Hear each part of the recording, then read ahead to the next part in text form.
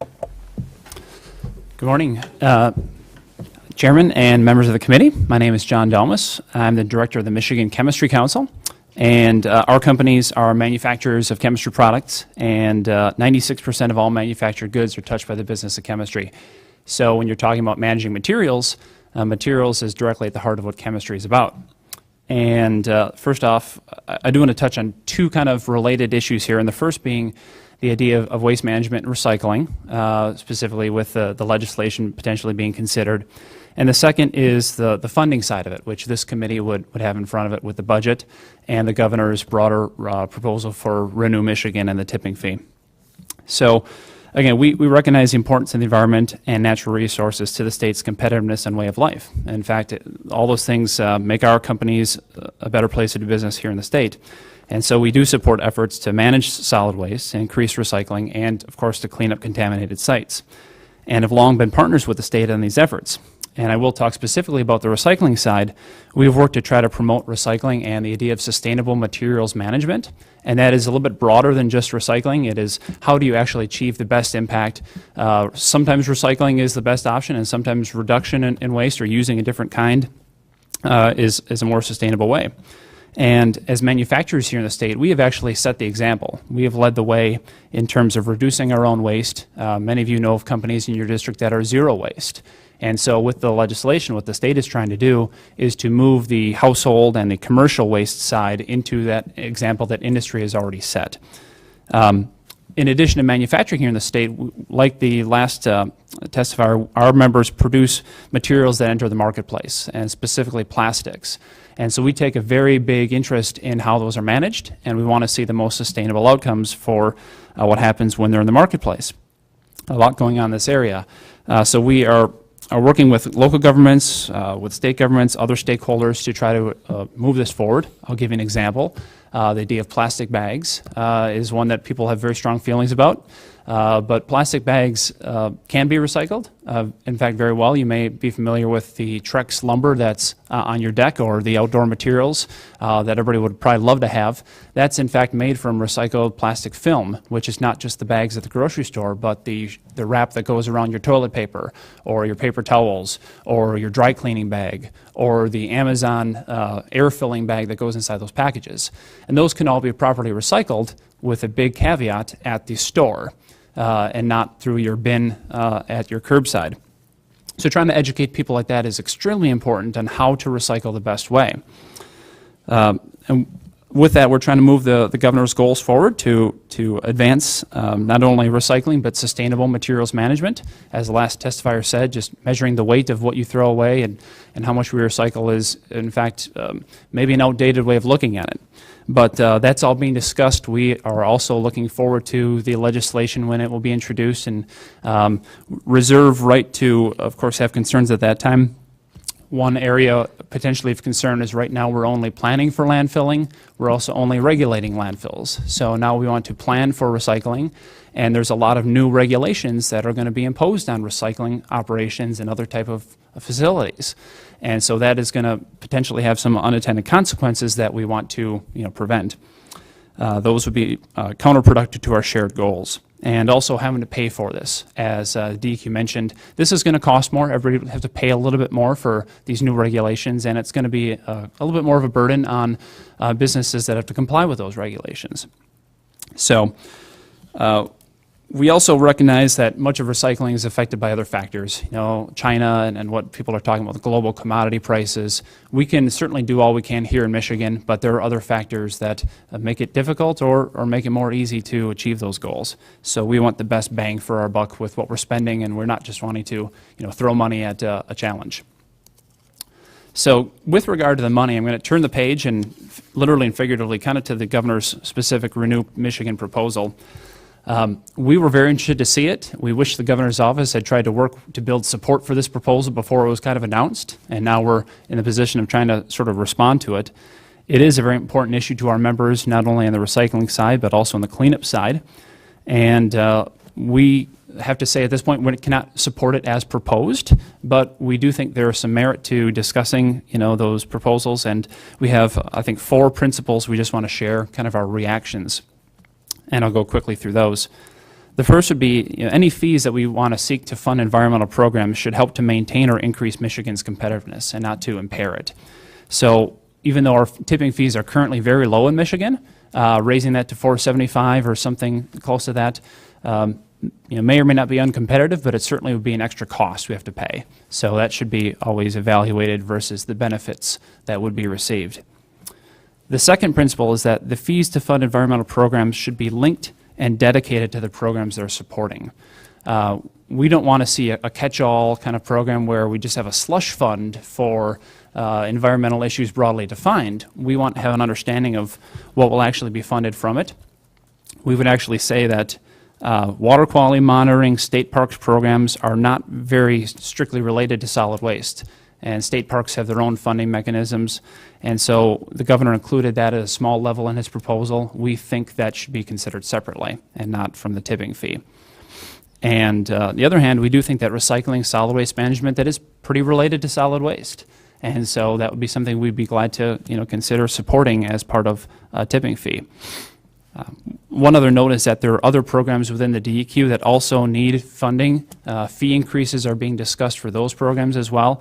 So we just want that all on the table at the same time so that people can know what they're agreeing to if we're going to pay more in one area or more.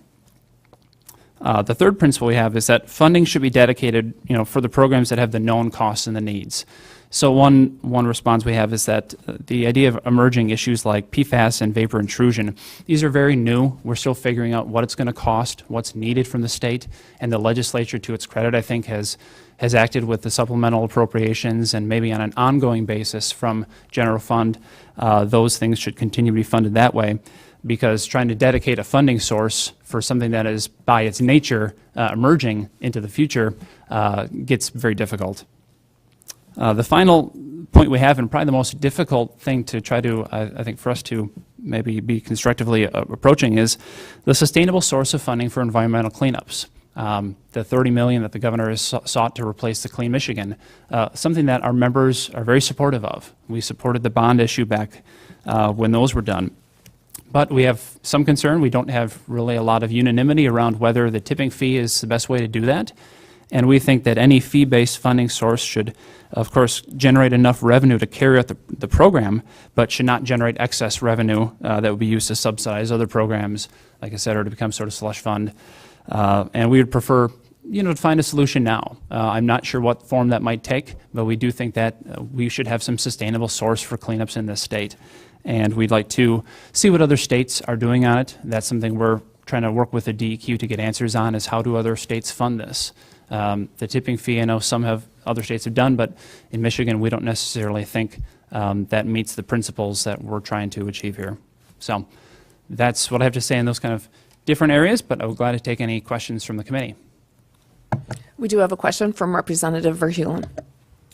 Thank you, Chair. Thank you for being here. I just have a question in my mind relating to your principle number 1 and principle number 4, and that is fees should increase Michigan competitiveness, which I think was your first point, and then your fourth was sustainability, a sustainable source of cleanup funds. So is there an increase amount that you feel, assuming the proceeds were solely for cleanup, is there an amount that you feel would A, increase Michigan competitiveness, and B, be a sustainable source of cleanup funds? Very good questions. I think that's what we're trying to deal with. It's part of our members also feel is that the tipping fee is not, or related. Solid waste is not causing the cleanups necessarily. It's not, funding that program. And one question we have is whether this is a fee or a tax. I know legally there's some discussion there. We had that issue with stormwater, is whether you can put a tax on something or whether it becomes a fee for that program. So that's what we're trying to address. I'm not sure. Of course, the number is one thing, but also the relationship between what the fee is being placed on to what it is funding. Can I follow up? So would that, or at least I'm taking from your response that you really don't like using tipping fees for cleanup. It is not our first preference, but there's again some discussion out there. This has been a matter of very great discussion amongst our members, and I said we can't support it at this time because there's not agreement, but finding another source, we think that there should be a sustainable source. Madam Chair, can I promise this is the last question. So if you don't like the tipping fee and you say that there's a need to fund the cleanup, what does the council propose that we use as a revenue source for the necessary expenditures on cleanup? It is a great question. I wish I could stand here today and have that for you and show you what I think the answer is. We want to continue working with you to find it. Be glad to see what other states are doing in the area. Again, the governor's office had the announcement, and it's something now we're responding to. And I think we're all probably in the same position. So, Thank you. Thank you, Madam Chair. And Representative Hoadley. Well, Representative Hewlin did an excellent job of asking the question I wanted to ask. Yeah. So, from what I heard from your testimony is that you discussed favoring the bond proposal previously, which we did, yeah. Which I have concerns with moving forward in the sense that our grandparents benefited from pollution, and our grandchildren will be Right. paying the debt on that. So, I just want to say I echo Representative Hewlin's concerns that we need solutions when we're looking at this, and to say that the tipping fee, which would provide a sustainable piece of redevelopment and cleanup remediation, I think is really critical. So I guess my request to you is that as follow-up to your testimony today, I would love to hear some proactive ideas Yep. of how we're going to pay for that, because when we talk about competitiveness, if we're not dealing with the contamination that exists in our state, we're just going to continue to put ourselves back further and further behind all the other pieces that are competing with us. Right. With our current regulatory environment that is subsidizing the waste management piece, I'm just worried about our long term. So I want to say thank you to my colleague, but also I look forward to hearing some solutions Sure. from your organization.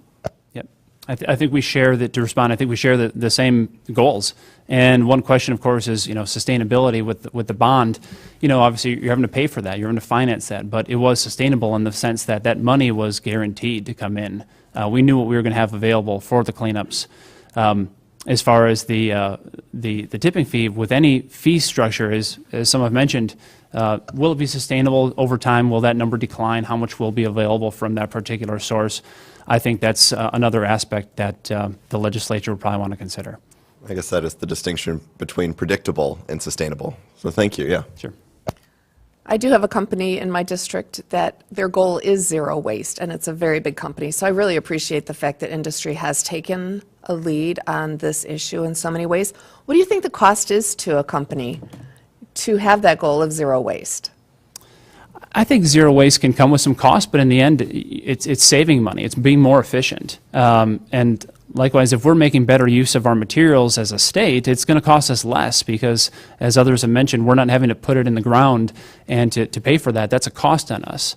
But getting there and having behavior change, having the infrastructure in place, that takes cost to build out. Where we don't have recycling available in parts of the state, that's not going to be free to get there. So. And do you feel like companies within your group have had input onto this process for the rewrite of the 115, Part 115? Specifically with 115, it has been a very involved process. I think we had several meetings with 40 to 50 people in a room for 6 hours at a time. So we're still waiting for the latest drafts. And obviously when you're proposing new statute in the length of dozens and dozens and dozens of pages, that's going to have a lot of wordsmithing, and that's the process we're at now. I think we're in a position where hopefully we'll be able to support it once it's finalized, but I know the legislature want to take a look at it as well. So. Thank you, and thanks so much for being here today, John.